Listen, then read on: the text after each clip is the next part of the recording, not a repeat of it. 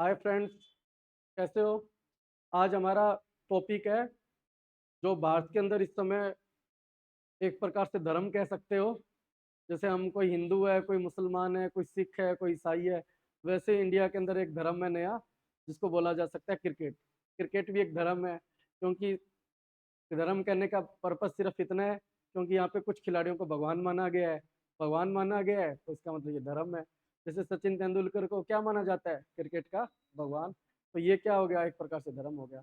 हाँ, तो हम बात करें जो पुरुष क्रिकेट वर्ल्ड कप शुरू हुआ है इंडिया के अंदर अब 5 अक्टूबर को, इसी महीने, नरेंद्र मोदी क्रिकेट स्टेडियम अहमदाबाद में। तो हम आज उसकी चर्चा करेंगे। चर्चा में सिर्फ इतना है कि ये जो इंडिया के अंदर क्रिकेट वर्ल्ड कप हो रहा है, इससे इंडिया को क्या फ़ायदा मिल सकता है, तो हम आज उस पर चर्चा करेंगे। क्योंकि कुछ लोग कह रहे हैं इसमें इकोनॉमी का फ़ायदा होगा, कुछ को कह रहे हैं कि डिप्लोमेसी में फ़ायदा मिल सकता है, कुछ अपनी तरह तरह के क्यास लगाए जा रहे हैं। तो थोड़ा हम उसके आधार पे कुछ चर्चा करेंगे और थोड़ा हम देखते हैं कि क्या वास्तव में इसका फ़ायदा मिल सकता है या नहीं मिल सकता। क्या इसका फ़ायदा और ज़्यादा भी मिल सकता था यदि थोड़ा और गुंजाइश, सुधारों की गुंजाइश होती तो? क्या जो मिल रहा है क्या इतना नहीं है? क्या वास्तव में इससे कम मिलेगा? थोड़ा इस पर चर्चा करनी।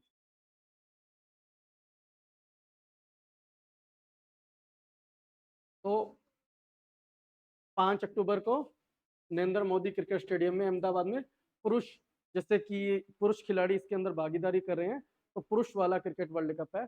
और आपको पता होगा वर्ल्ड कप पुरुष का दो प्रकार का होता है। एक 20-20 ओवर वाला, मतलब जिसके अंदर 20 ओवर होते हैं, जिसको बोला जाता है T20 वर्ल्ड कप।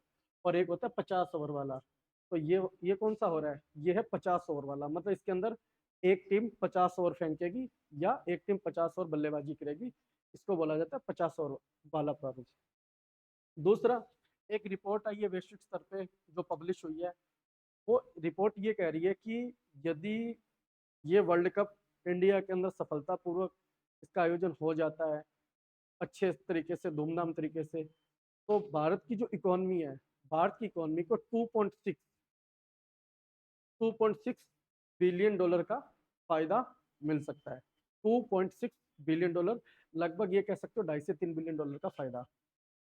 जबकि आपको पता होगा जो पिछले साल 2022 है, 2022 के अंदर जो कतर देश है, मिडिल ईस्ट के अंदर, पश्चिम एशिया के अंदर एक देश है कतर। कतर के अंदर एक फीफा वर्ल्ड कप हुआ था। बस वो वर्ल्ड कप था कि उसमें फुटबॉल का वर्ल्ड कप था, जैसे ये क्रिकेट का वो फुटबॉल का था। उसके अंतर्गत कतर को 17 बिलियन डॉलर का फायदा मिला था। 17 बिलियन डॉलर। तो उस हिसाब से देखें तो 17 बिलियन डॉलर के मुकाबले इंडिया को जो फायदा मिल रहा है वर्ल्ड कप का क्रिकेट में, कम मिल रहा है। इसके कुछ कारण यही है, एक तो इसके अंदर टीम बहुत कम है। मतलब कि जैसे यहाँ तो सिर्फ 10 टीमें आई हैं, वहाँ पे टीमें बहुत ज़्यादा थी। दूसरा क्या, जैसे फॉलोवर की बात है, यूरोप में उस साइड में जैसे फुटबॉल को ज़्यादा तवज्जो दी जाती है क्रिकेट से, तो थोड़ा सा इस वजह से उसका बढ़ गया था। तीसरा, अभी 1-2 दिन पहले की बात है, 10 तारीख को पाकिस्तान का श्रीलंका के साथ मैच हुआ था, जिसके अंदर पाकिस्तान के एक क्रिकेटर है, और उनका नाम है मोहम्मद रिजवान। मोहम्मद रिजवान, उन्होंने उस मैच के अंदर अच्छी इनिंग खेली थी। उसके बाद श्रीलंका मैच जीत गया था। उन्होंने एक ट्वीट किया था। ट्वीट करने का जो पाकिस्तान की जीत थी, उस जीत में उन्होंने एक जिक्र किया था कि मैं इस जीत को समर्पित करता हूँ गाजा के भाई और बहनों के लिए। गाजा, गाजा नाम से आप समझ ही गए। वर्तमान में इसराइल और फिलिस्तीन का जो विवाद चल रहा है, उसके अंदर फिलिस्तीन का नियंत्रण है गाजा पट्टी पे और वेस्ट बैंक पे। उसमें जो गाजा पट्टी है, गाजा पट्टी में एक टेरर ऑर्गेनाइजेशन, एक्सट्रीम ऑर्गेनाइज काम करता है, इसका नाम है हमास। हमास ने इसराइल के ऊपर हमला किया था। उसमें काफ़ी लोग मरे थे दोनों साइडों से, मतलब गाजा पट्टी और वेस्ट बैंक की तरफ से, फिलिस्तीन की तरफ से भी और इसराइल की तरफ से। उस समय जो वहाँ का जो फिलिस्तीन वाले लोग थे, फिलिस्तीन में मतलब गाजा पट्टी पर वेस्ट बैंक वाले, तो मोहम्मद रिजवान ने उन लोगों की एक प्रकार से वहाँ पे उनका पक्ष लिया था जब इन्होंने ये ट्वीट किया। तो इस वजह से ये वापस चर्चा में आ जाता है। तो फिर हमारे लिए यूपीएससी या स्टेट पीसीएस के लिए एक थोड़ा इंपॉर्टेंट मुद्दा बन जाता है।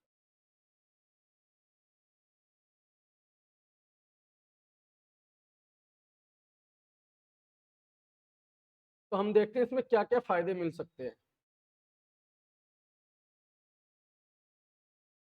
क्या क्या फायदे मिल सकते हैं, जैसे यदि ये क्रिकेट का वर्ल्ड कप है इंडिया का, यदि सही तरीके से इंडिया में लागू हो जाता है शांतिपूर्ण तरीके से, तो इंडिया को वास्तव में क्या फायदा इसका मिल सकता है या नहीं मिल सकता। तो सबसे पहले तो हम एक चीज देखेंगे कि कोई भी देश होता है, कोई भी देश की 2 पावर होती है। उस टोटल पावर को हम 2 कैटेगरी में डिवाइड कर सकते हैं। एक उसकी होती है हार्ड पावर, एक होती है सॉफ्ट पावर।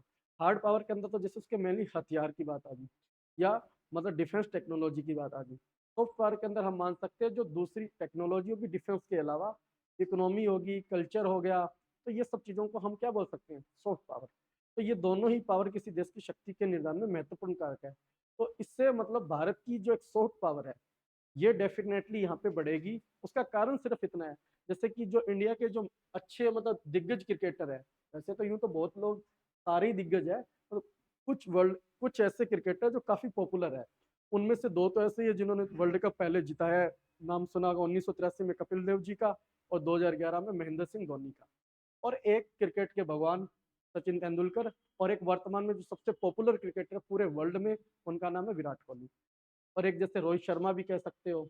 तो इन ये जो क्रिकेटर है, इन क्रिकेटर की जो इमेज है, इनके जो फॉलोवर है, इनको जो चाहने वाले, जो इनको पसंद करने वाले, ये ना सिर्फ इंडिया के अंदर है, इंडिया के अलावा भी लगभग हर देश में इनके फॉलोवर है। चाहे हमारा इंडिया के जिसके साथ बुरे संबंध है हमेशा से, लगभग कह सकते हो, जैसे पाकिस्तान है, पाकिस्तान के अंदर भी आम जो पब्लिक, आम आवाम है, वो भी क्या है, कपिल देव, सचिन तेंदुलकर, धोनी, विराट कोहली की फैन है।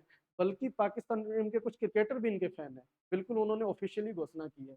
तो एक तो इससे सॉफ्ट पावर बढ़ती है, कारण है कि इनके फॉलोअर वहाँ पे मतलब कि है, वो मैच देखते हैं तो उनको भी लगता है कि इंडिया ने वास्तव में क्रिकेट के लिए ये एक बहुत अच्छा काम किया है। और दूसरा, कल को कोई बात होती है, ये लोग थोड़ा सा एक अपील करें तो उस अपील को क्या है, लागू किया जा सकता है, उस चीज़ को सफल कराया जा सकता है। जैसे इन्होंने कह दिया कि सभी लोग हैं कोरोना के अंदर बच के रहो। कोरोना के अंदर जैसे हुआ था तो कुछ लोग दवाई नहीं लगा रहे, तो ये एक थोड़ा अपील कर देते तो उनके फॉलोअर है, उन पर क्या सकारात्मक प्रभाव पड़ता है। इससे इंडिया की छवि सुधरती है और मजबूत सॉफ्ट पावर बनती है। दूसरा, अर्थव्यवस्था। अर्थव्यवस्था इसके अंदर ऐसे बढ़ सकती है, सीधा सा मतलब जैसे कि 10 देश है, 10 में से चलो एक तो इंडिया ही हो गया, 9 देश है, 9 देशों के लोग खेलने इंडिया में आए हुए हैं। तो 9 देशों के जो प्लेयर आए हैं, साथ में हर मैच के अंदर सपोर्टर भी आ रहे हैं, समर्थक। कोई पाकिस्तान से आ रहा है, कोई बांग्लादेश से आ रहा है, कोई इंग्लैंड से आ रहा है, कोई अमेरिका से आ रहा है, कोई न्यूजीलैंड से आ रहा है, कोई नीदरलैंड से आ रहा है, कोई साउथ अफ्रीका से आ रहा है। तो ये जो लोग आते हैं, यहाँ आएंगे तो ट्रेवलिंग भी करेंगे, ये लोग होटल में भी रुकेंगे, ये कुछ फूड इंडस्ट्री मतलब खाने पीने का भी इनका प्रोग्राम चलेगा, कुछ कपड़े खरीदेंगे, कुछ लोग फिल्म देखेंगे, कुछ लोग दूसरे इंडिया की लोकल कल्चर से अवगत होंगे। उससे क्या इंडिया की इकोनॉमी को डेफिनेटली मजबूती मिलेगी, और इससे हमारी जो वस्तु और सेवाओं का निर्यात बढ़ेगा। और निर्यात बढ़ने से हमें 2 फायदे, एक तो हमारी एक्सपोर्ट तो बढ़ेगा, दूसरा हमारा फॉरेन करेंसी, विदेशी रिजर्व हमारा मजबूत होता है। इससे हमारा अर्थव्यवस्था मजबूत होती है, ये एक पक्का फायदा है। और तीसरा कि हमारी जो वैश्विक छवि है, जो पहले एक छवि बनाई गई थी कि जैसे देश के अंदर आतंकवादी हमले होते रहते हैं, देश के अंदर जाति धर्म के आधार पर कुछ ना कुछ आए दिन होता रहता है, उस छवि में भी सुधार होगा। कारण इतने बड़े देश में इतना बड़ा टूर्नामेंट हो रहा है, पूरे खिलाड़ियों की मतलब एंट्री गेट से लेके हर मैच खिलाने से दूसरे स्टेडियम तक पहुंचने तक, वापस उनको घर पहुंचाने तक, सुरक्षा है, हमें जो कानून व्यवस्था है, ठीक है, उसका हमारा जैसे कि सीआरपीएफ के जवान है, पुलिसकर्मी है, प्रशासन है, इससे हमारी ये छवि जाती है कि भारत में वास्तव में एक डेमोक्रेसी एग्जिस्ट करती है।